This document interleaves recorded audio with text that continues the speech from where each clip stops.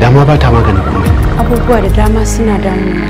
Kada ki bari ta yi tasiri a cikin zuciyarki. Kaga please. Ki kokarin ki manta da komai. To ta ina zamu fara? Wace hanya zamu bi domin mu gano haka?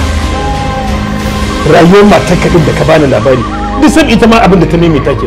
Abin da nake so da ke shine ki fita ki tafi gidan ubanki. Ba ni da gidan da ya wuce wannan gidan. Ke!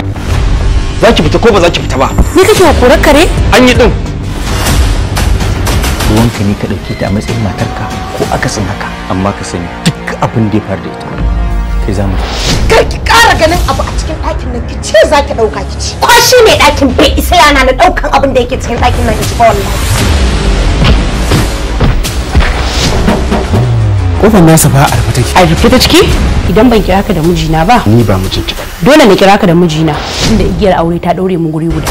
Ita kina duba ne. Hai da ni duba kenan. To kima ba ga kina bin su ba. Ina da nufin kawai a dage da roƙon Allah a kanka. Wallahi ba zan taɓa yadda da wannan a matsayin matata.